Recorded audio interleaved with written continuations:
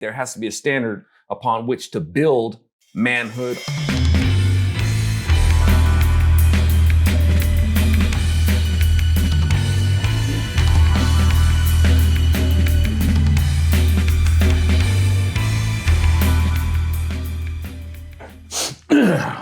What's up, folks? It's your friend Alfonzo Rachel with my bro Bill Whittle, man. And man, we are loaded up on some toxic masculinity and some testosterone up to this. Yeah, that's right, man. Bite down, bite it. You know, chew on marble, man. We got testosterone up to our flipping neck lump, right?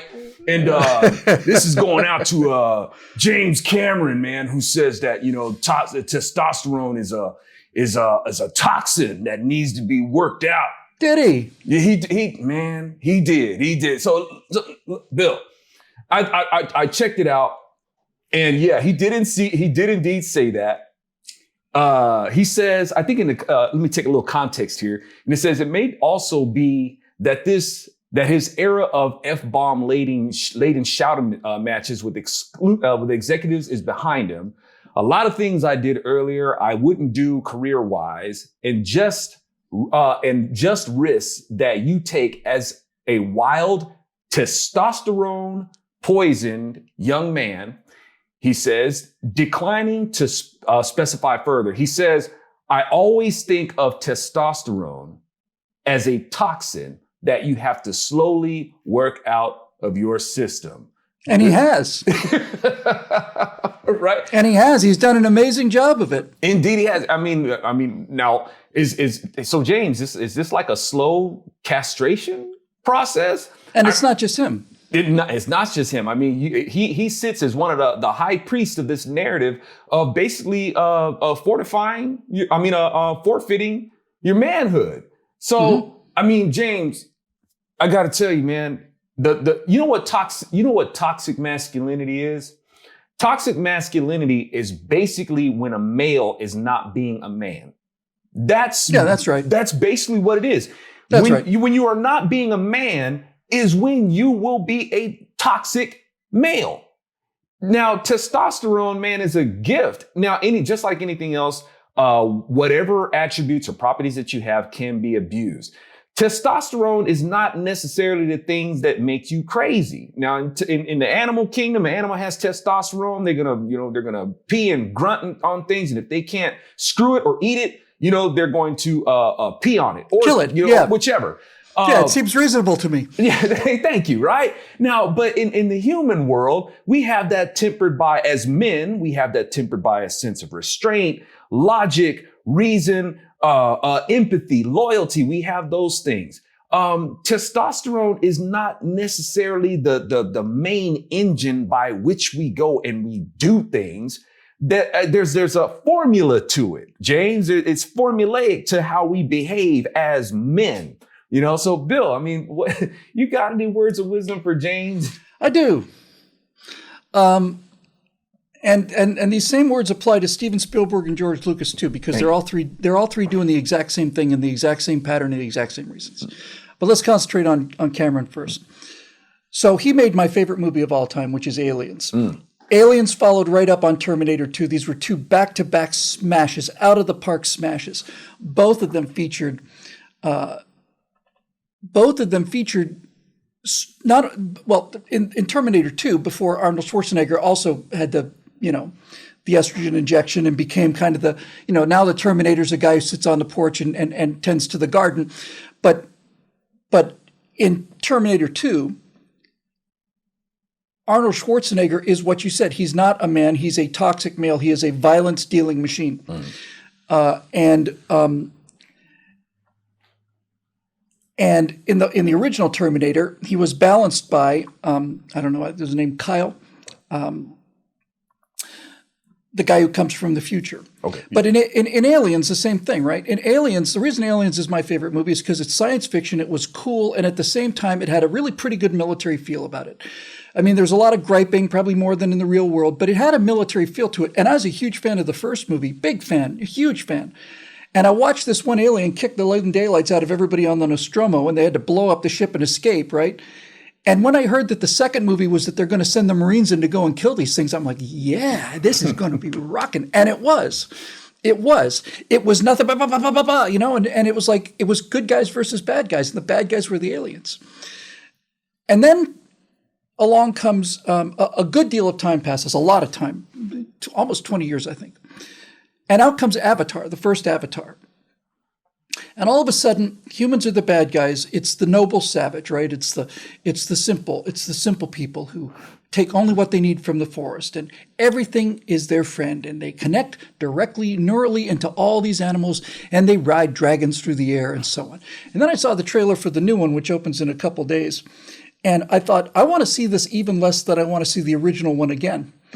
It doesn't look much better in terms of the graphics, but it's like, here come the humans in their steel mechanized things, spreading fire and squashing things. These are the capitalists. These are the toxic males. While meanwhile, the Na'vi, right, the locals, they're swimming in the water. Oh, look, it's a new fish. You know, oh, here's a whale. I'm going to swim next to the whale. I'm going to ride with this creature. No predators on this world. You never see the Na'vi kill anything, right? I don't know what they eat. I guess they just eat Air. Yeah. Right. You never see them killing animals, gutting animals. You never see any of that stuff. You never see them harvesting crops. They're just perfectly fit, every single one of them, trim and so on. And they've got, and he's cheating too, you know, with give them big eyes so that they look like human infants and people feel sorry for them. So over time, he's gotten more and more and more pasty, you know, more and more weak and more divorced from reality. And the exact same thing happened with Steven Spielberg and George Lucas. The first evidence of rewriting history in the modern era, the Ministry of Truth going back and altering old headlines, was when Steven Spielberg did a release of E.T. 20 years after it came out. And he went back and he digitally replaced the final scene when the government agents come in to take E.T. away. In the version he shot, they've got guns, and Spielberg went back and digitally replaced them with flashlights because he didn't want people to see guns, because if you see guns, then obviously you become a deranged killer. And I just have to say, as a quick aside, when I was a kid, guns were everywhere, not only toy guns for kids to play with, but you could go into a Sears and buy as many guns and ammo as you wanted to, and there was no mass killings at all. So something here is not making sense. And then George Lucas did the same thing. When they re-released Star Wars, he re-edited the scene where Han Solo shoots Greedo, so that Greedo shoots first in the cantina scene. He shoots first. He's a professional assassin. He's 2 feet away and he misses him by a foot, right? Shoots into the wall. And it's so close to simultaneous, but they did it anyway. And Lucas's explanation for this was, well, I didn't want people to think of Han as a murderer, and I want to think bad of him like he was just a guy with a gun.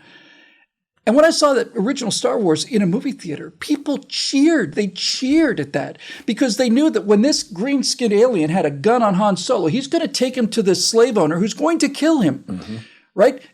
Once you point a gun at somebody, you have raised the level of ambient risk to the point where if you pull a gun, my dad told me this when I was a kid, I couldn't understand it for 30 years. He said, if you point a gun at somebody, you better shoot them right away, because if you don't, they will shoot you. So don't you ever pull a weapon on somebody unless you plan to use it, and use it immediately. Yes.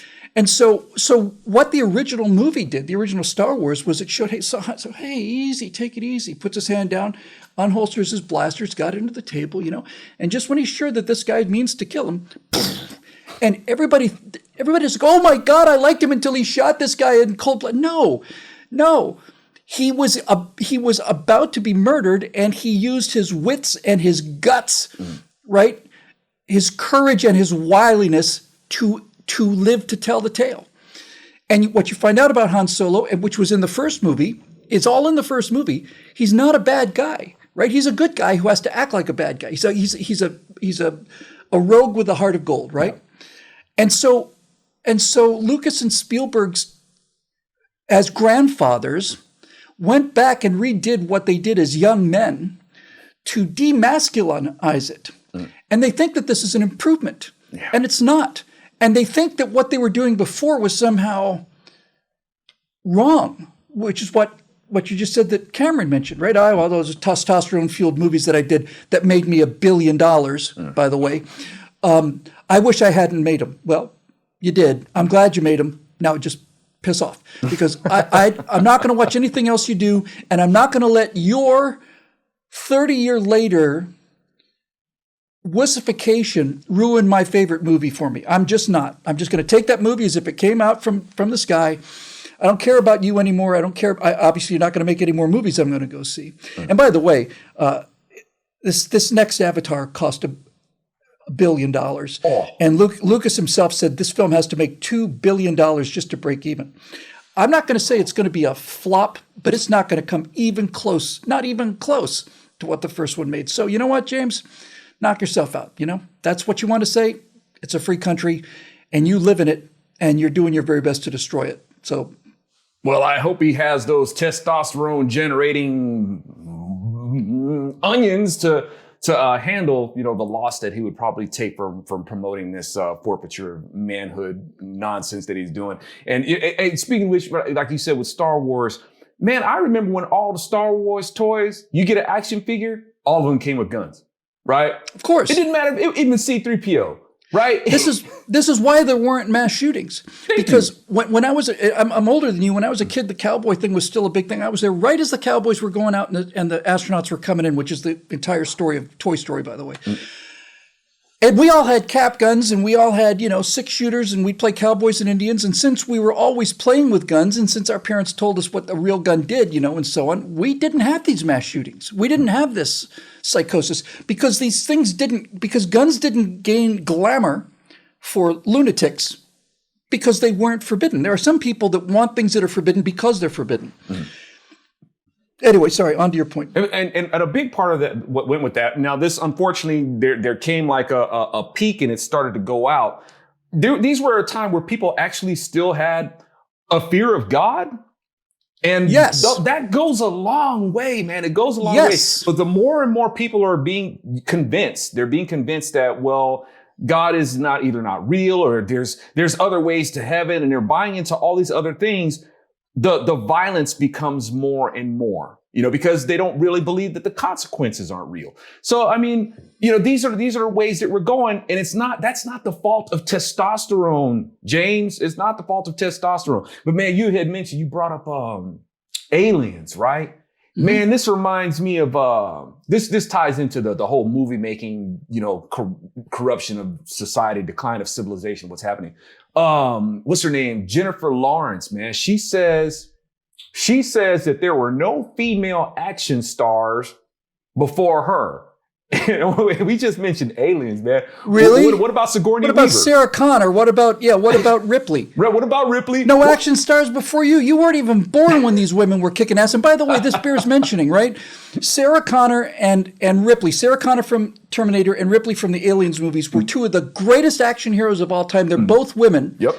And the reason that you believed them was because they were willing to do these violent acts to defend their kids. Yeah. That's what it was about. Mm-hmm. And it's interesting to me that the only people that can write really good women characters are men, because modern feminists can't do it. They can't do it because everything that a modern woman heroine has to do is she's a stunning and brave girl boss who never makes mistakes, certainly never listens to men, never learns anything from them, never helped out by men. So they make them infallible, Mary Sue, super beings that nobody gives a damn about ever, and they never will. They don't have the emotional strength to write weaknesses into female characters, and all of drama is about overcoming weaknesses. That's what makes drama drama. It's a great point, man. Great point, because as feminists, they don't want to write in the vulnerability. That vulnerability is a symbol of weakness and all that. It's like, no, that's absolutely not true. And so you've got, how are these women gonna be woke and social justice warriors and care so much about the race narrative? How's she gonna say something like that and forget about people like Pam Grier? I know Pam Grier must have. Pam Grier, awesome, great choice, man. But what about Lindsey Graham? Not Lindsey Graham. Lindsey Wagner. Sorry, Lindsay, I didn't mean you get mixed up with Lindsey. Yeah, sorry. Sorry, Lindsey Wagner. We didn't want to, demasculinize you by comparing you to Lindsey Graham. Thank you. Please don't come in bionic woman kick my behind for making that mistake. But Isis, Wonder Woman, I mean, she forgot about a whole bunch of stuff. But I guess her premise for saying this, Bill, is she says, I remember when I was doing Hunger Games, nobody had ever put a woman in a lead or an action movie because it wouldn't work.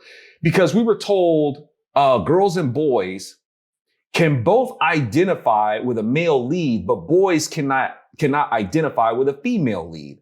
And it just makes me so happy every single time I see a movie come out that just blows through every one of these beliefs and whatnot. And it's like, hey, listen, Hunger Games girl, that's just nature.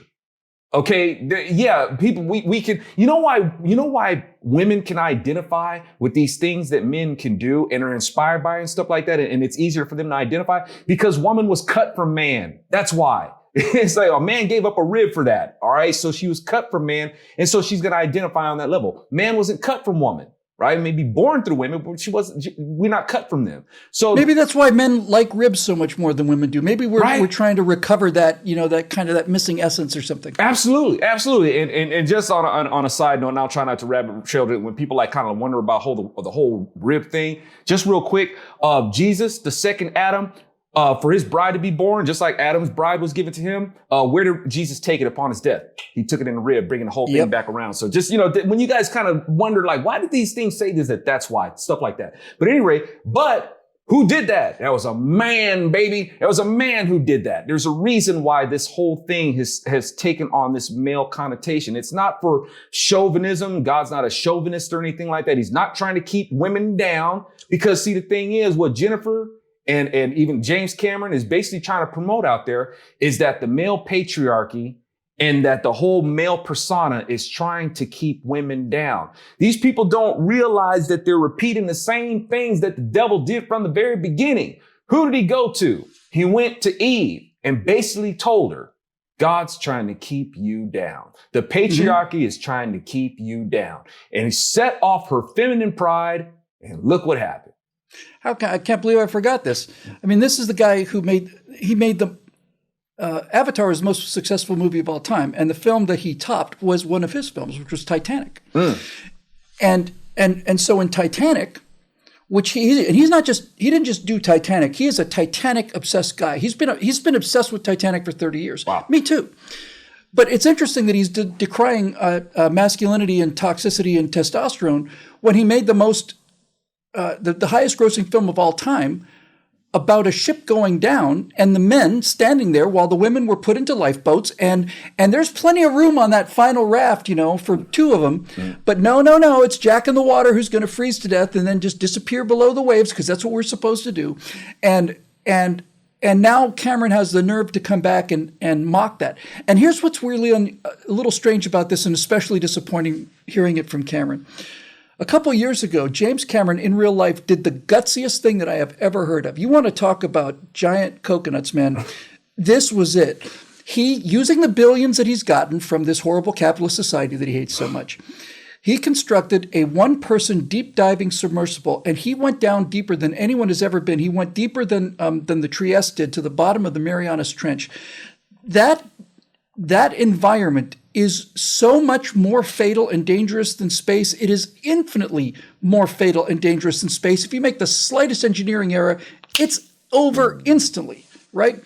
And he had the guts to go into this thing and go all the way down to the deepest part of the ocean with these incredible pressures because he wanted to. And I'm thinking, rock on, Jim. I paid you money to see your movies. I paid for Aliens a bunch of times, Titanic too. Knock yourself out. It's your money. But for a guy to come back and then say, number one, testosterone is bad, and I ought to know because I built a submarine so I could go to the most dangerous place in the world, and at the same time to say capitalism is bad, right? Here's why I have hope for society, Zoe. When they ran this new Avatar, The Way of Water. That's a feminine thing too. It's just flow, it's flow. It's fluid. It takes a village. When the trailer for this came out, I'm interested in the comments. And I think probably every other comment was, I hope the humans win this one. I hope the humans with their machine guns and all this other stuff, I hope we win because I've had enough of this, this infantile fairy tale about primitive people. Primitive people have, on a per capita basis, hundreds of times higher chance of getting murdered and getting killed in war.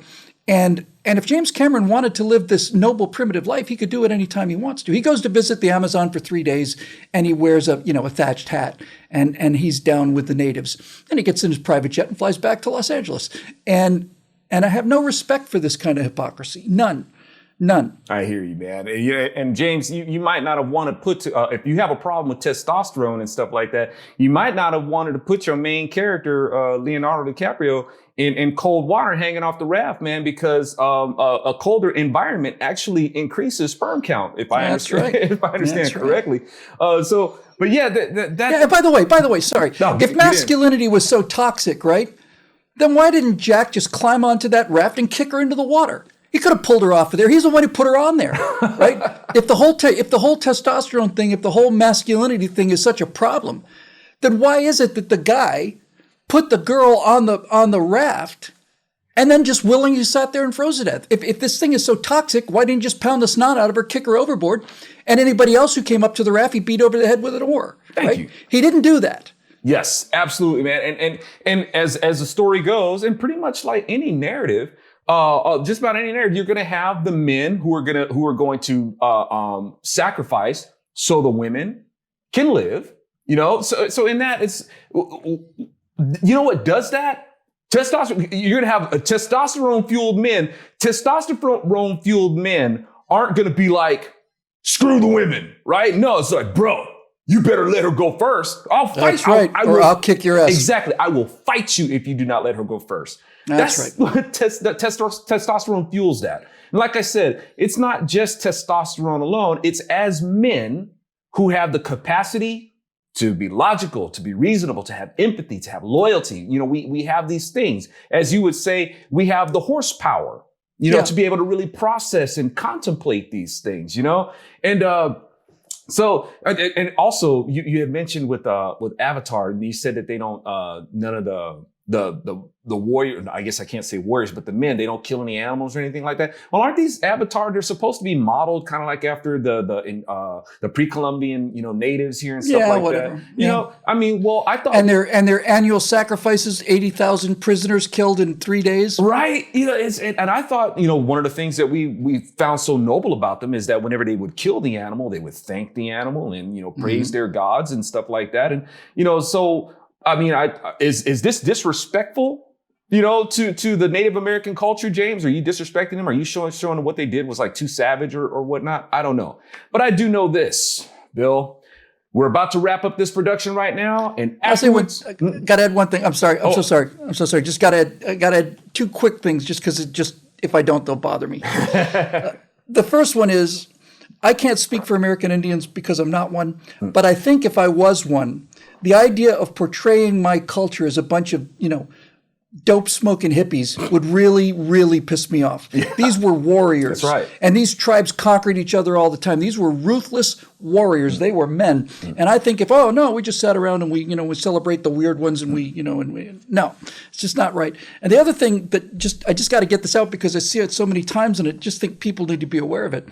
What they will often do in a movie, and they did it in Hunger Games and they did it in Avatar, that's why I'm bringing it up, is if you've got a female lead, they will give her a bow and arrow, right?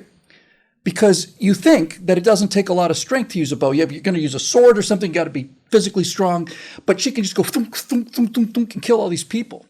The British longbowmen, the English longbowmen at Agincourt, these guys could hold a 160-pound pull, and they could hold it for hours. And these guys would work out, and literally they looked like freaks because their entire right arm and right chest muscles were so much bigger than their left that the strength that these guys had to work on all the time, the amount of strength it takes to pull a bow to commit lethal damage on something is enormous, and it has to be maintained. Yeah. And I just had to get that out of there. Oh, think. No. And I just wanted to clarify that when we talk about these men that were doing these, that were in between these tribal wars and stuff like that, they weren't doing it just because they were men, because we don't want people to say, well, see, because they're men, they're all about making war and all that sort of stuff. It's like, well, these were godless men, right? That's a whole different thing. That's what we're talking about, is that there has to be a standard of manhood. We can't just learn about being men willy-nilly. There has to be a standard upon which to build manhood on. There has to be a fixed and solid foundation. So when you have a godless society, assuming to be men, well, you're going to have, that's when you're going to have your toxic masculinity, if you will. And there you go, folks. I mean, I can't add anything more to that, but I will add this. Since we're about to wrap up this production, I know that my woman better have my sandwich ready when I get off this production. I want my sandwich. Anyway, thank you guys so much for tuning in to the Virtue Signal. I'm Alfonzo Rachel from my buddy Bill Whittle. And hey, work that share button, click that like button. I hope you guys will boogie on over to billwhittle.com because we certainly appreciate your support. We hope that you find our insights and our observations of these things useful. And if you do, we hope that you help us keep the lights on. All right, y'all. Thank you. Good night.